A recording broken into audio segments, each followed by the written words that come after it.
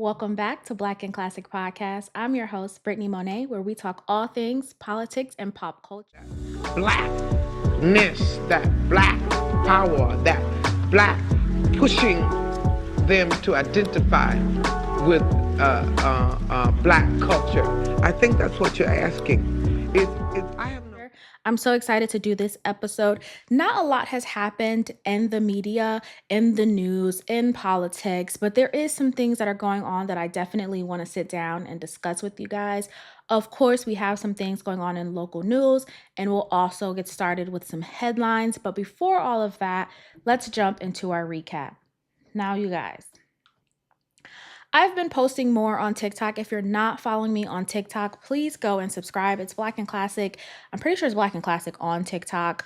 Go over there, follow me, see all the clips that I post. It's a good time. It's a fun time. But the people over on TikTok, y'all, they are eating me up. All I did was say maybe Megan should rethink what she's telling the public. They didn't like that too much. Whatever. It is what it is.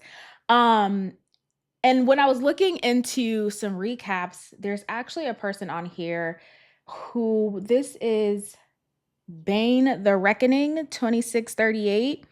I don't know.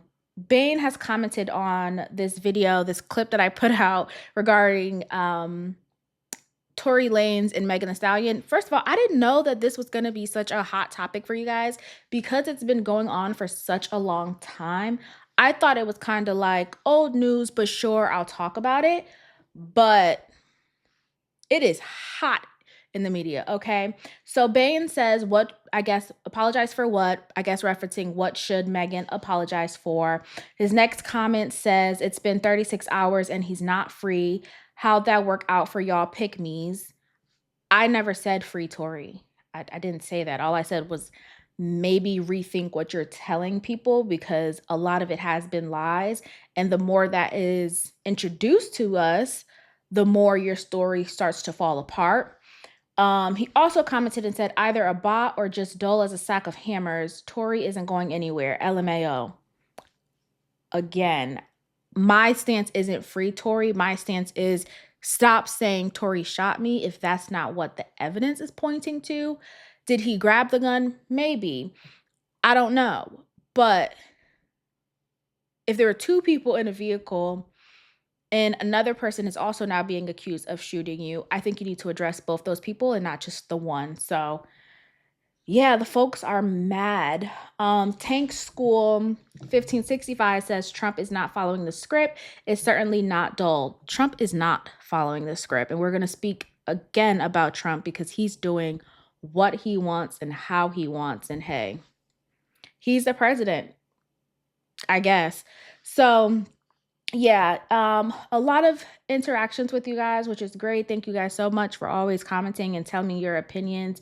I'm not opposed to hearing your opinions, but like I always say, I'm not here to debate you.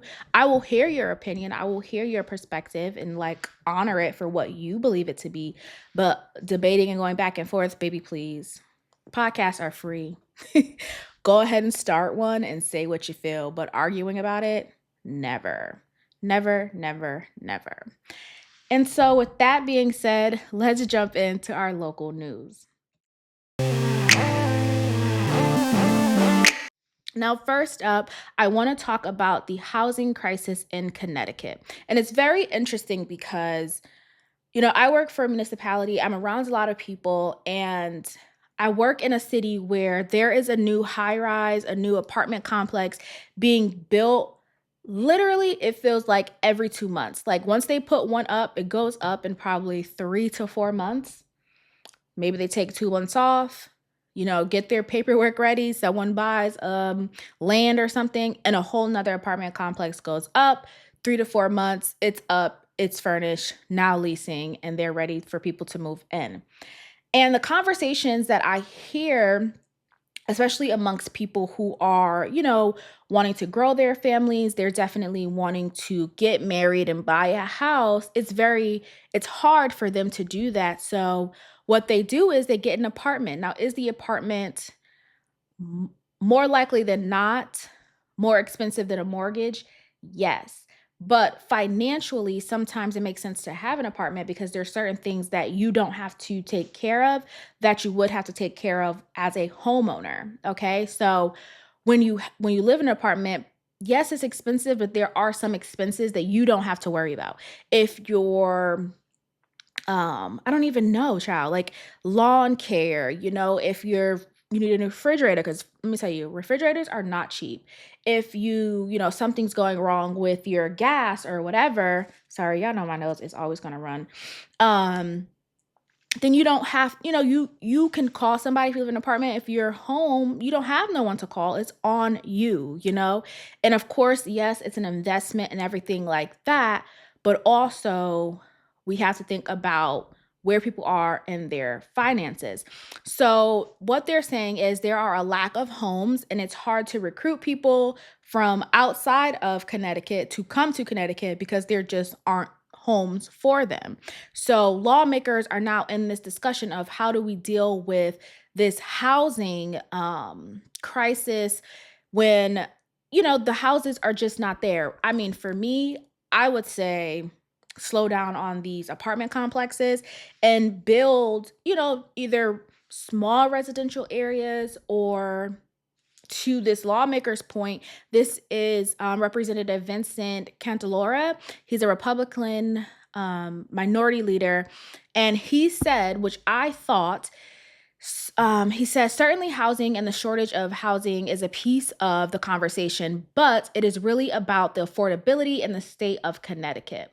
And I think that literally clears anybody who wants to talk about a housing shortage. There may be a housing shortage, but are there people, once you get these houses, right? Because they're looking for funding and all these things. Okay, great. Now you have the funding to build these homes, what have you. Who can afford the homes? Who can afford the homes?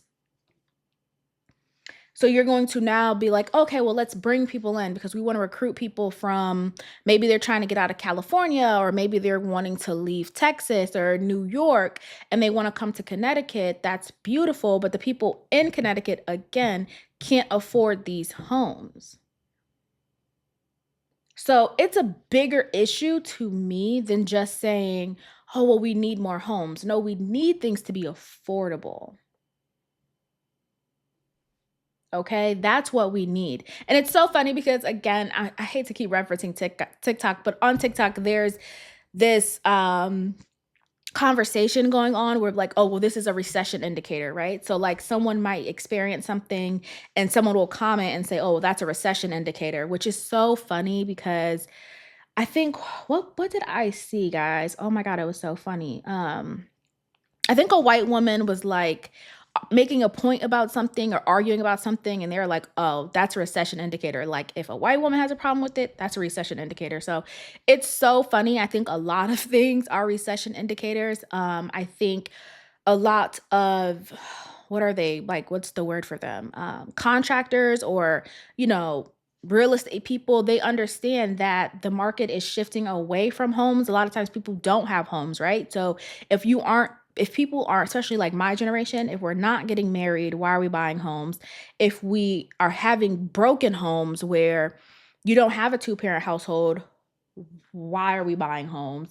We're going to be in apartments. We're going to stay in apartments, and we're going to find apartments that are affordable with our salary, that we don't have to worry about all the other expenses that come with owning a home. So no, people aren't going to be looking for homes. You don't have to worry about the shortage of homes. We should be looking at the affordability to live in the state of Connecticut. Okay. Moving on. Now listen.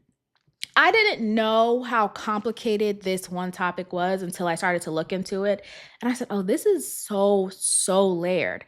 So the Trump administration has barred Harvard from accepting um, foreign students. And what it was is basically they were like, you have this I think it's, what is the name of it? Oh, it's the Student and Exchange Visitor Program certification. So you have this certification where you can now have foreign students obviously come in with this visa, right? This student visa to attend Harvard, get their education. However, Harvard has not been complying, okay? They've not been complying with Trump's administration. I don't want to say just Trump because it's really his administration.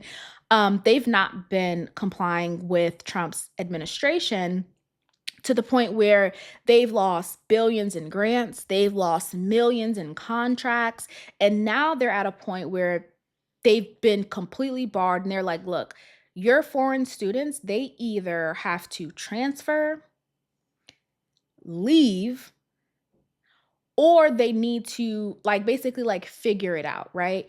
And so it's such a terrible thing because imagine, right, if you were in your last year or your last semester and they're like, your university didn't want to comply, so you got to get the fuck up out of here. That is awful. And of course, Harvard is such a prestigious school. So to say, well, just transfer, now when you transfer, your degree is going to be from somewhere that's not Harvard, you know? So, yes, you can transfer, go to a school that has the certification that's going to give you this student visa for you to get your education, but it's not Harvard. And I think that's so tough because people go to a certain school for the name, for the prestige, to say, I am a Harvard graduate, I am a Harvard alum. And now, because of this political climate we're in, now they're going to have to go to I don't even want to say a second rate school. It could be a second, third, or fourth rate school. That's not Harvard. So that's so, so, so unfair. However, if I'm not mistaken, this was Homeland Security. I think her name is Christy Nome. She's basically saying, like, look, Harvard is padding their pockets with these foreign students' high tuition. And that's really why they don't want to comply because they're getting this money. And I think that argument, sure, maybe that argument, can be made. Of course, we all know there's a difference between in-state and out-of-state tuition. Maybe they are charging foreigners, more to go to the school and what have you. But I don't think it's fair to bar Harvard because they're padding their pockets. Like, come on. That is just, to me, that is such a trivial argument to make. Like, it's going to mean anything to an American student. Like, I quite literally would not care, but I would care if I spent 4 years with this person getting this degree, and now we're at the finish line, and half of my classmates can't graduate because the university didn't want to comply and the government is forcing them to do things that don't really make sense. And then the other part that the government is arguing, especially Homeland Security, is and the Department of Education really is saying, well, Harvard kind of has this this practice of like an anti-Semitic environment, right? Where I don't want to say protecting, but they're cultivating this environment of anti-Semitism. Now, I feel like that is thrown around, or it's like a blanket statement that the Trump administration makes in order to make an institution or a person seem like a bad guy, right? Like, if you want to say this person is bad, their first line of defense is, well, they're anti-Semitic. They're anti-Semitic. So that's why they're anti-Semitic. And I mean, granted, if we this is between the Trump administration and Harvard, but also if you look at the Democrats kind of do the same thing. They just say this thing is systematic oppression, right? So the Democrats have their systematic oppression where the Republicans have their anti-Semitism. And, well, I shouldn't say the Republicans. I should clearly say the Trump administration, which, again, to the point of last episode where we talked about Trump and Bibi Netanyahu having their little tiff, it's like, but y'all are still holding true to this anti-Semitism. I just don't really believe that Harvard would have this anti-Semitic environment. I just think it's something to say. Yes, you may have, and gosh, the reason why they'll say it's an anti-Semitic environment is because you may have a group of students who are pro-Palestine, right? And it only may be max, let's say 35 students out of the whole campus is 35 students. And they'll say, well, that's an anti-Semitic environment because you have that pro-Palestine group. And then you have, of that 35, let's say 12 are foreign students who are under the student exchange visitor program. So now, in Trump administration's mind, it's like it's an anti-Semitic environment. They have this pro-Palestine group. It's against, what we want America to be. So you need to comply with these demands. I think it's so unfair. I think it's very disgusting. I don't believe that that is an area that needs to be focused on unless, like, in the article I read, it said that Harvard didn't comply with basically handing over a list of like their problem child of foreign students, right? So it's like if your campus knows that this person may display some questionable behavior, Trump's administration is like, give us all those students' names so basically we can look into them. Like,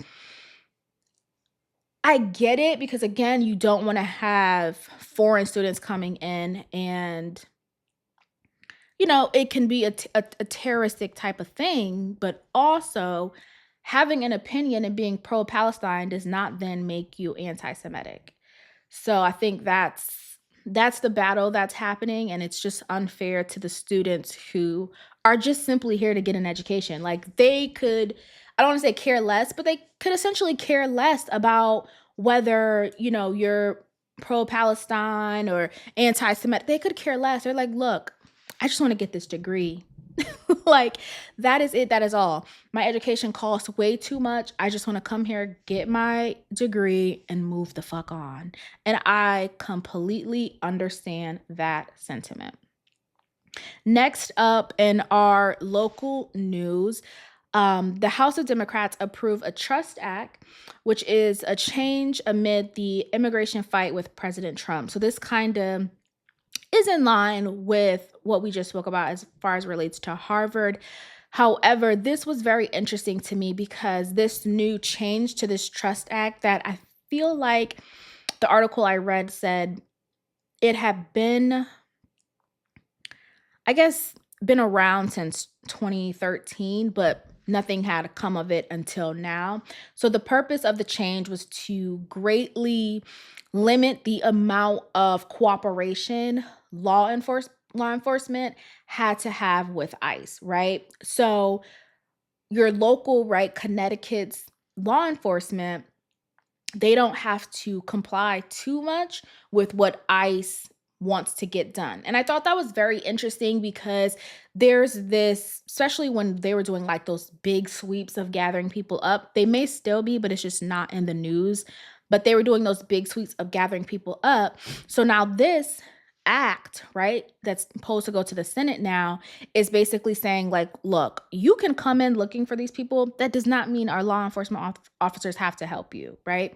We don't, and in my mind, what I envision that to look like is basically maybe, they're out in this small town. ICE comes in, ICE goes to the, police department and says, hey, we're looking for so and so and so and so. Can you bring us there? Do you know this person? They don't have to cooperate that much, which I think is great in a way, especially if these are law-abiding citizens. However, the caveat to this is if this person has a warrant, then local law enforcement is more likely to cooperate. That's what the act poses. The act also extends law enforcement, and I use that in quotes because now it's going to include parole officers and prosecutors, which is very interesting because if this person has a parole officer, at some point that means they broke the law.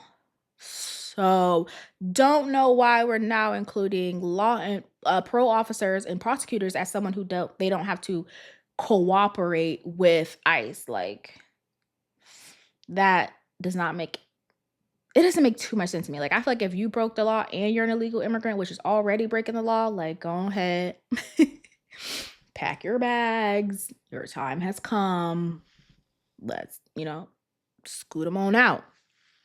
Now, this Trust Act Also, but it does not prevent local law enforcement from intervening with any person getting arrested. So if they go out and they're like, we have this address, can you confirm if this address is still, this person's, residence? They may not give the answer, but if they go out and that person still does live there, if ICE arrests them, law enforcement can't do anything. A parole officer can't do anything. A prosecutor can't do anything. Here's where I found that was interesting, but this is where it got really interesting. If a municipality meaning your city or your town, does something that this undocumented person alleges to violate the Trust Act, they can then sue that municipality. Right. Let me break that down again. An undocumented person gets swept up by ICE.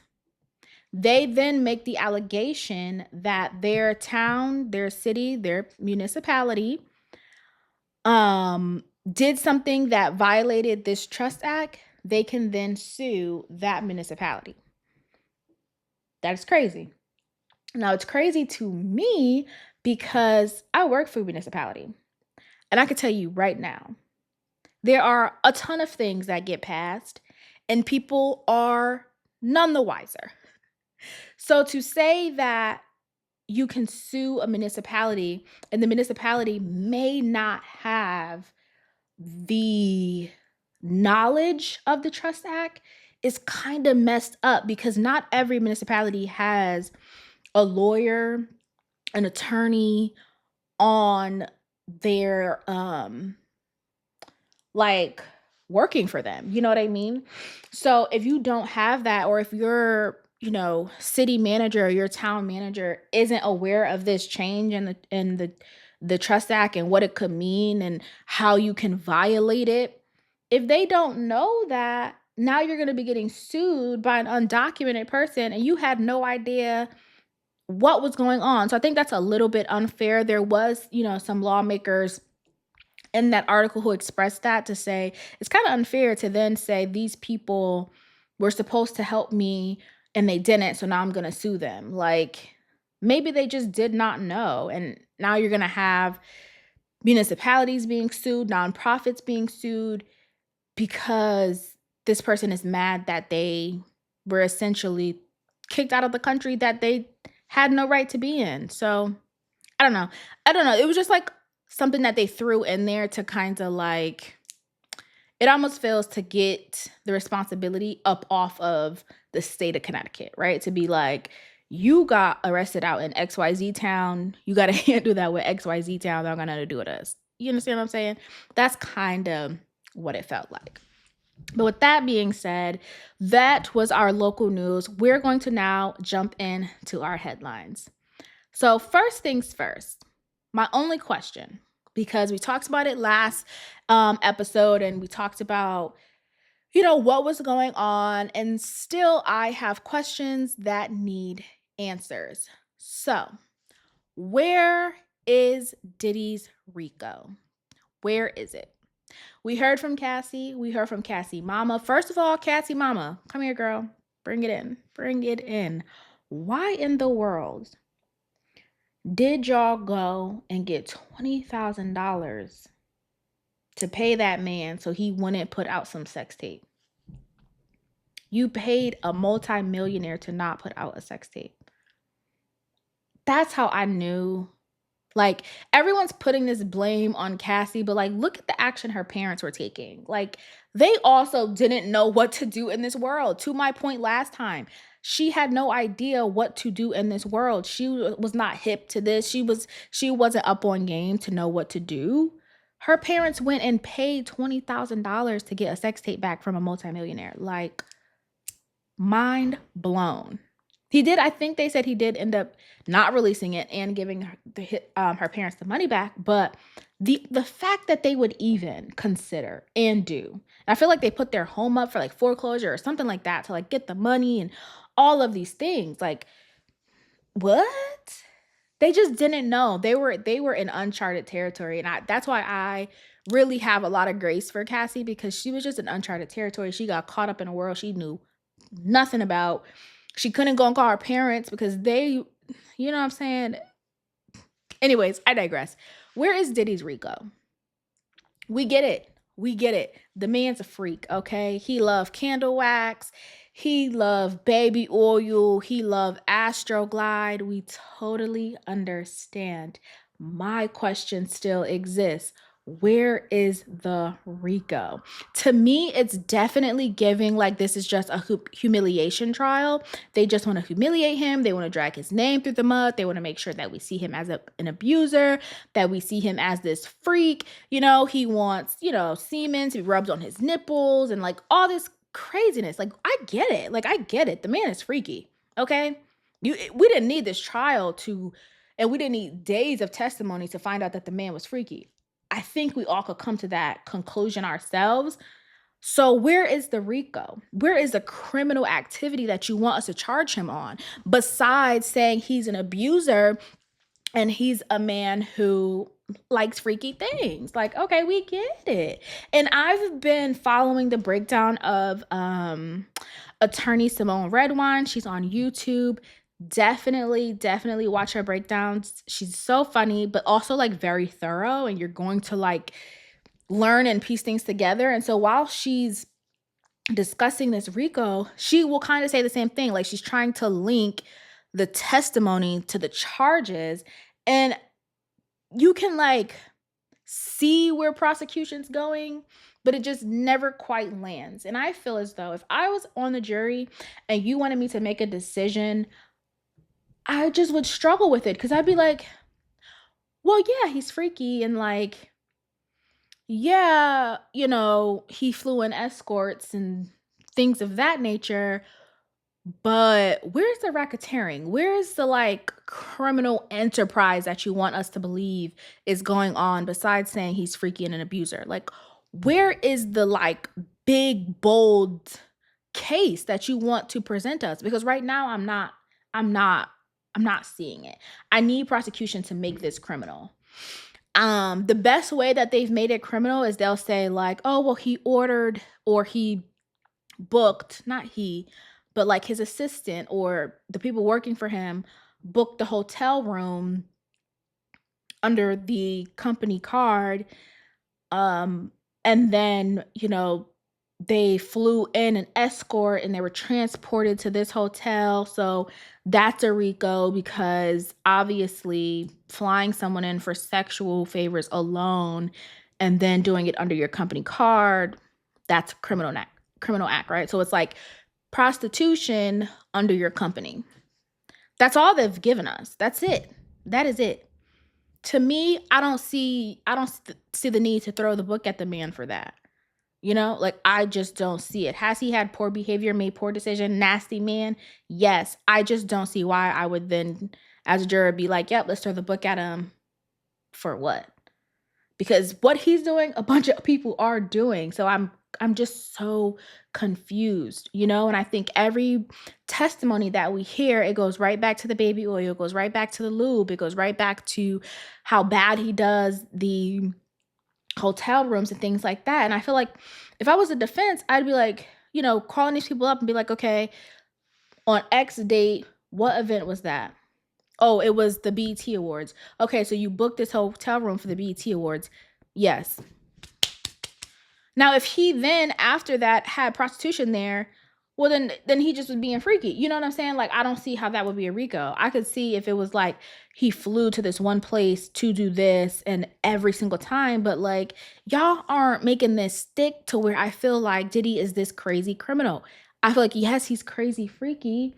It's some of it's a little disgusting, but a hard-nosed criminal, I don't see it. And I think anyone who's been into hip hop, who liked Diddy, like myself, we always knew he had, questionable tendencies, right? Like, he was calling Meek Mill daddy. 50 Cent tells a story every single time about how Diddy offered to take him shopping, right? Then we had, people always say don't party with Puff. You had the Drink Champs interview, I do believe, with like Fab and Jadakiss. Like, there was always murmurs and, just things that alluded to him being just a tad tad bit freaky, you know? So that was there. Other than that, I'm just not seeing the big deal. I hate to say it like that, but I'm just not seeing where this goes beyond just trying to humiliate this man, to be completely honest. Now, next up, I just want to this is just a quick little hit it and move on. Kim Kardashian is not a lawyer. That's all I got to say. Y'all know I love Kim. Kim, my girl, but she's not a lawyer yet. Okay. What she has to do is she has to pass the bar exam. Then she'll be a licensed lawyer. Right now, she just went to school and, took her law classes, but she is not a lawyer. I don't want y'all to get confused and start, saying she's a lawyer. I didn't see people say that she was JD, which usually JD is like, you went to school, you did school, you passed, but you haven't passed the bar exam. So she's at the point where she needs to pass the bar exam. So we'll see. If she passes the bar exam, then my girl's a lawyer. But right now, a lawyer she is not. Don't let her get to confusing you. That girl is not a lawyer yet. That's all I had to say on that. Just a real quick thing. I just wanted to throw that out there because I saw her posting pictures and then it would be like, Kim is my attorney and all sort of stuff. Girl, no, you are nobody's lawyer. So that's just that on that. Next up, this topic, I want to sit here for a little bit. Because it's something that just needs to be discussed. So I'm going to put some pictures up. So I want y'all to see what I'm talking about. Okay. Now listen, Black girls and their plastic surgery. Lord have mercy. So here's the thing, right? People get on Black girls, as far as plastic surgeries, they get on us real bad. And this comes up because Glorilla, as well as a TikToker named Zuri, they revealed new noses. Now, does Glorilla nose look a little tweaked? Yes, but I also never paid attention to her nose to begin with. So it's hard for me to say if it is or if it isn't because I just never paid attention to it to begin with. She did post some pictures and then she posted on X and said and did. And people thought that was confirmation because there was so much chatter around her getting her nose done. Zuri did get her nose done. Everyone says she had the Michael Jackson special. And yeah, it was just a funny time on Twitter after that. Now, for me personally, y'all, I'm not against cosmetic surgery. I'm of the belief, do whatever makes you happy. Okay? Do whatever makes you happy. My issue is the fact that I watch these, shows like Botched and, when people are going to get surgeries and everything like that. And what disturbs me, and plus I follow doctors and different, like med spas and all these different things, okay? Because again, I love plastic surgery, cosmetic surgery. I'm not against it. What gets me though is a lot of people go in with references of other people and or they go in with references of a filter. So they'll see a filter on Snapchat, Instagram or something like that. And they'll be like, oh, this is what I want my face to look like. And that's what they propose to the doctor to look like is a copy of someone else and or a filter. That to me, that's not a good look. Why? Everyone's body is different. Everyone's makeup is different. Your genetics are different. Therefore, there's no way, especially a filter. Like, come on. The filter moves when you move, okay? So there's no way to kind of like pinpoint a look of something that's fake. You know what I'm saying?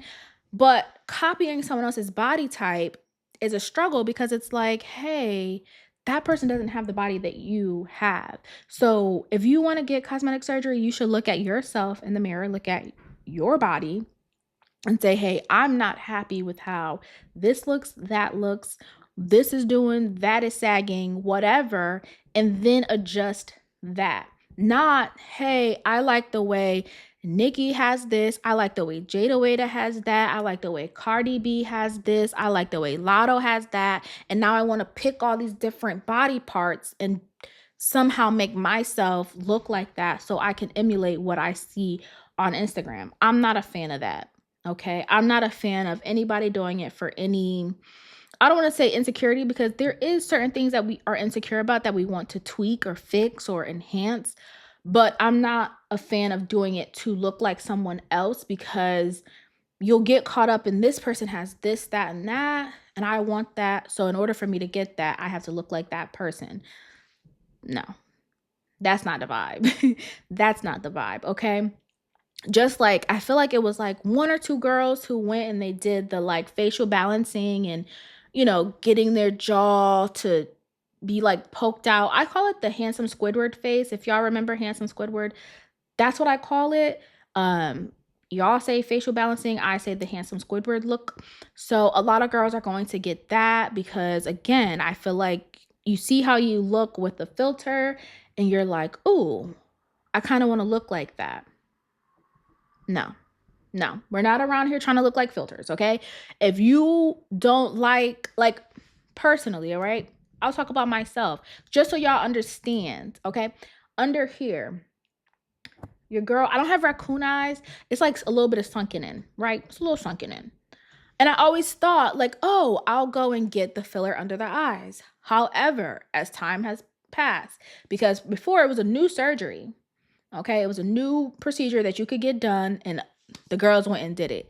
Time has now passed, 5 or 7 years, okay?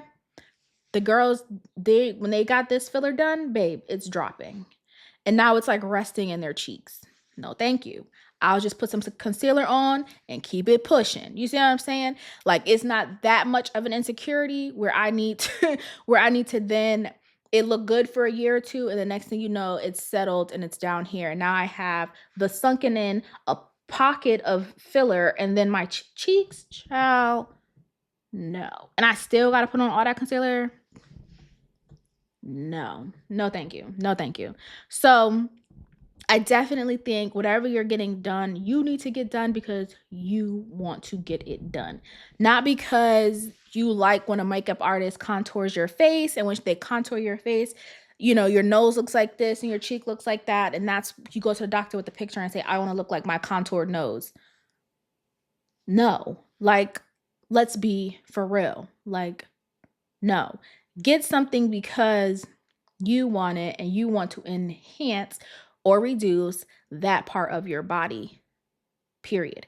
Not because I've seen people get a nose job and then still contour their nose and do all these things. Like, girl, what you got the nose job for if you was going to still go back and do the same thing? That don't make too much sense to me. But I digress from that point.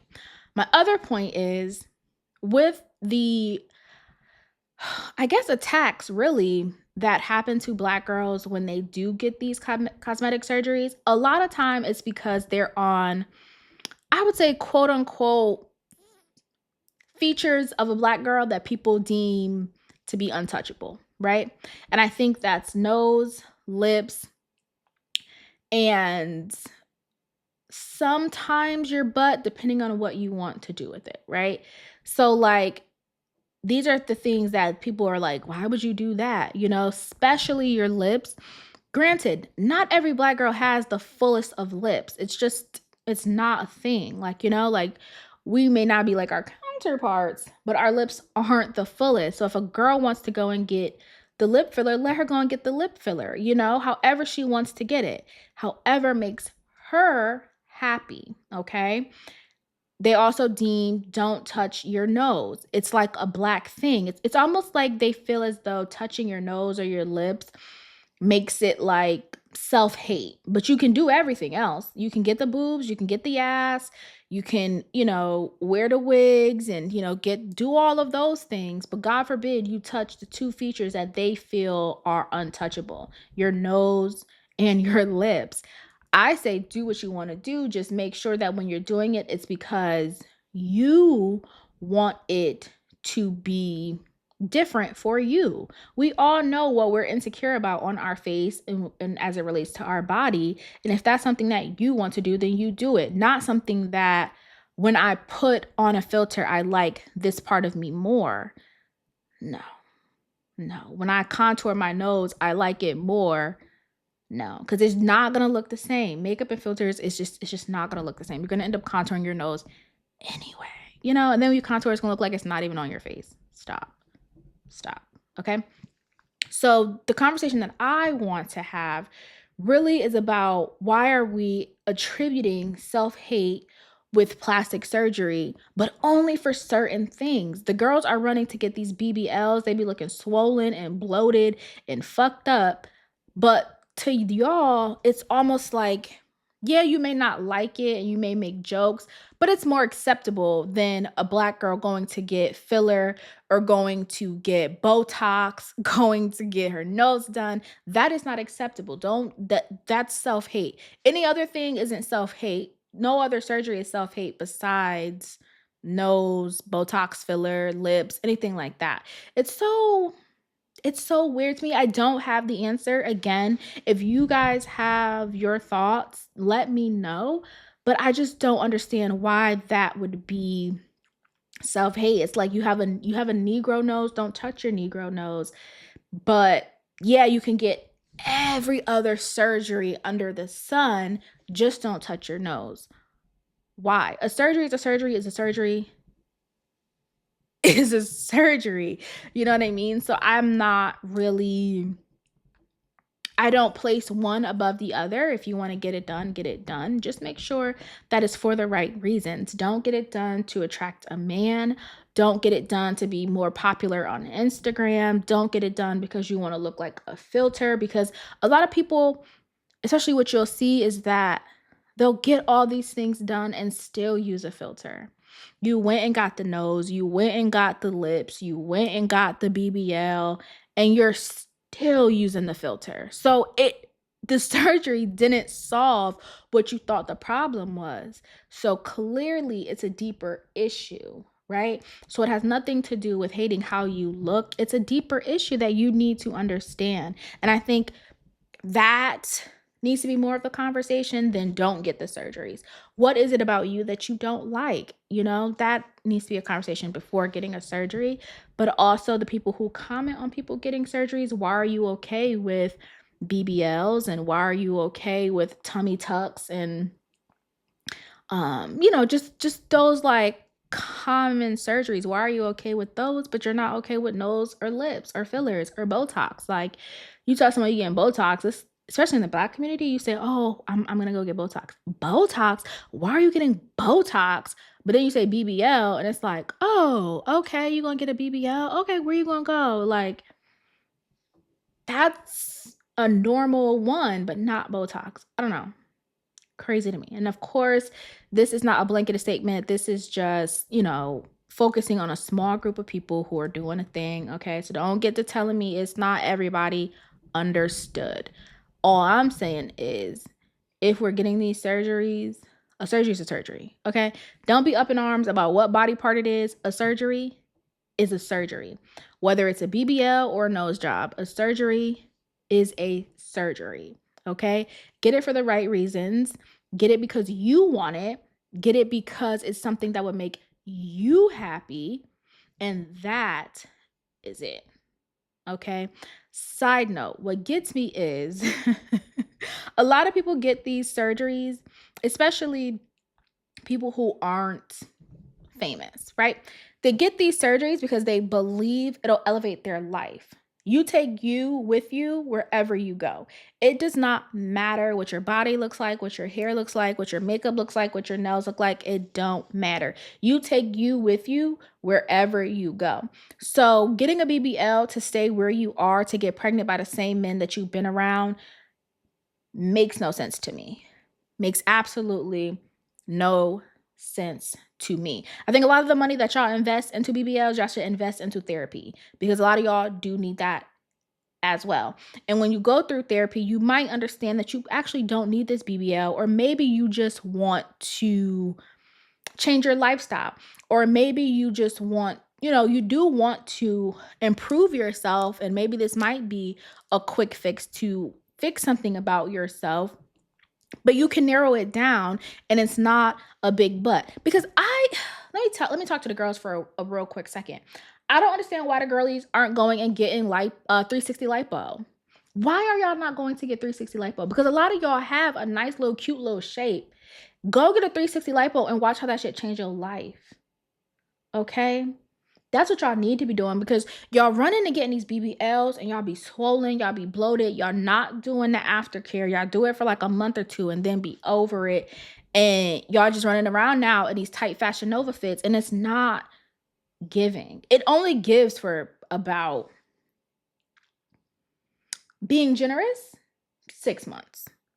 6 months, one summer. Y'all got one summer into fall to look cute. Okay? Pushing through. After that, it's giving swollen, it's giving bloated, it's giving uncomfortable. I remember JT went through that phase, Lotto went through that phase. They was calling that girl pregnant and everything. And then you have to first lose that like pre-BBL weight, and you have to still continuously get your aftercare done, girls. Like, come on.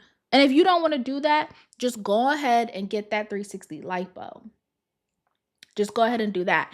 And then let your body heal, let your body get some rest, and see where your body stands after that. Because then after that, the same way y'all get in the gym, after y'all get your BBL, won't be doing squats when the fat is already there, is the same way y'all could go to the gym and hit them squats after that 360 lipo.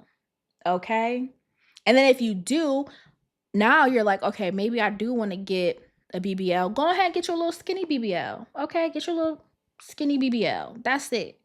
That's, to me, if I was gonna go and do it, first of all, I'm hitting up at that 360 lipo. Yes, ma'am. 360 lipo off top. We could discuss everything else after. Boobs, butt, nose, whatever. All of that's after that 360 lipo. This is a real surgery conversation. Y'all need to do that first. Okay? And then once you see how that is, try to maintain that. You know what I'm saying? You'll see your face is slimmer. A lot of y'all, once you lose the weight, you won't need to go and get the facial balancing. It's so bad. I'm seeing big people, I'm talking like 250 and up, going and getting like their double chin removed. I'm like, babe, you could just lose the weight. Like, you're going to get your chin frozen off, or whatever the fuck they call it. You're going to get that done when you can just simply lose the weight. You know what I'm saying? Like, it's a quick fix, but is it really making sense? You see what I'm saying? Is it really making sense? Whatever surgery you want to get, do whatever makes you happy. Personally, I don't care. I love a good bad surgery. I love a good surgery. Do whatever makes you happy. Just make sure it's for the right reasons. Like, it's gonna make you happy for the right reasons, okay? Because again, y'all are getting these BBLs and it's just flopping, sis. It's just flopping. I'm more mad at the girls that get the BBL and with no contingency plan. You know what I'm saying? Like, you got this BBL. Where's the 10-year plan? Like, what you plan to do with this besides stay in the same area that you've been in, doing the same shit you've been doing, around the same people you've been around? What was the point? You know what I'm saying? Like, let's make sure this is an investment, you know? Let's make this an investment so we do the right things, okay? Because going under the knife is already scary, but then going under the knife and just doing it to do it is crazy work. Crazy work. I need y'all to have a 10-year plan where y'all go ahead and get them BBLs. That's all I'm gonna say. And I'm not against surgery. I'm not. I told you. I'm more against the girls going to get the BBLs and just doing nothing with it than I am a girl who's like, I don't really like this nose, so I'm gonna change it, and I want bigger boobs. Cool. Like, you know what I'm saying? Cool. Like, cool. That's that on that. She gonna go, once she's fixed, go right back and clock at her 9 to 5. Y'all going and getting 37 8-inch butts, and you can't even fit in regular pants and all this other shit. For what? I don't understand. Anyways, that's neither here nor there. That is the end of this episode. I didn't want to keep y'all for too long, okay? I just wanted to run through some stuff that was going on real quick, real easy. Thank you guys so much for tuning in. This was a really light episode. Not much had happened, you know? I feel like Diddy's trial is literally keeping the news cycle on lock, and we're just not getting enough information for me to care that deeply, when we get a connection to the Rico and to like what Bad Boy Enterprises really is doing, then I might care a little bit more.